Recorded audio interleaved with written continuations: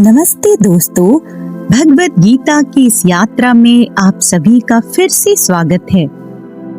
पिछले श्लोक में हमने देखा था कि भगवान श्री कृष्ण ने हमें बताया था कि कर्म करना हाथ पर हाथ रखकर बैठने से तो कहीं बेहतर है। उन्होंने कहा था कि बिना काम किए तो हमारा शरीर भी ठीक से नहीं चल सकता। अब श्लोक 9 में भगवान हमें एक बहुत बड़ा सीक्रेट बताते हैं। वे हमें सिखाते हैं कि कैसे हम अपने रोज के साधारण काम को भी एक तरह की पूजा या साधना बना सकते हैं। वे एक ऐसी बात कहते हैं जिससे काम को देखने का हमारा पूरा नजरिया ही बदल जाता है। भगवानुवाच यज्ञार्थात् कर्मणो अन्यत्र लोको अयं कर्म बंधनः तदर्थं कर्म कौन्तेय मुक्त संगः समाचर। अर्थात भगवान श्री कृष्ण कहते हैं, यज्ञ की भावना के बिना किए गए सारे काम इंसान को बंधनों में बांध देते हैं। इसलिए हे अर्जुन, तुम किसी स्वार्थ के बिना एक बड़े उद्देश्य के लिए अपने कर्तव्यों को अच्छे से पूरा करो। अब सवाल आता है कि इसका असली मतलब क्या है? जब भगवान यहाँ यज्ञ शब्द का नाम लेते हैं तो उनका मतलब यह नहीं है कि हम दिन भर हवन कुंड के सामने बैठकर पूजा पाठ करें। वे असल में जीवन जीने के एक बहुत ही सुंदर तरीके की बात कर रहे हैं। वे समझाते हैं कि हम जो भी काम करते हैं उसे करने के 2 तरीके होते हैं। पहला तरीका है सिर्फ अपने स्वार्थ के लिए काम करना, जहां हमारे दिमाग में बस यही चलता रहता है, इस काम से मुझे क्या फायदा होगा, मुझे कितनी तारीफ, कितना पैसा या कितनी पहचान मिलेगी।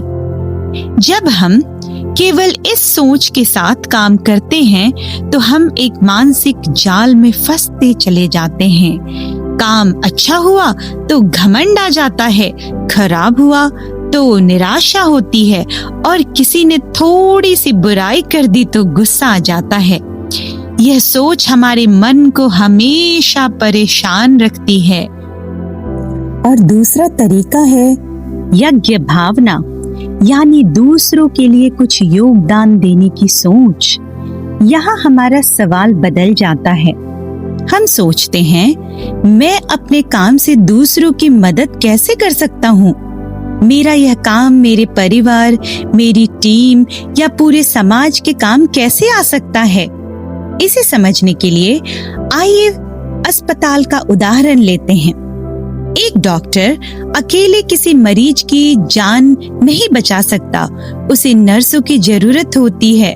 नर्सों को फार्मासिस्ट पर निर्भर होना पड़ता है और फार्मासिस्ट दवाई बनाने वालों पर। सोचिए, अगर अस्पताल का हर इंसान सिर्फ अपनी तारीफ या अपने फायदे के लिए काम करने लगे तो पूरा अस्पताल ठप नहीं हो जाएगा?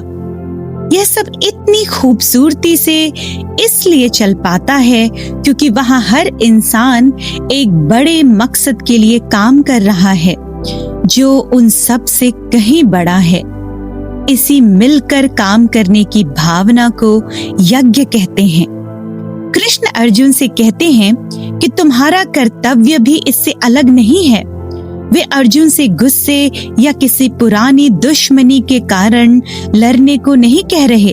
वे कह रहे हैं कि समाज में न्याय और अच्छाई को बनाए रखने के लिए तुम्हें अपना फर्ज निभाना होगा। बाहर से देखने पर काम बिल्कुल वही है, लेकिन अंदर की नीयत पूरी तरह बदल चुकी है। जब हम सिर्फ अपने लिए काम करते हैं तो काम हमारे ऊपर एक बोझ बन जाता है, लेकिन जब हम उसी काम को समाज की भलाई के लिए करते हैं तो हमारा साधारण सा काम भी ईश्वर की पूजा बन जाता है। इस श्लोक में कृष्ण भगवान का संदेश बहुत ही सीधा और सरल है।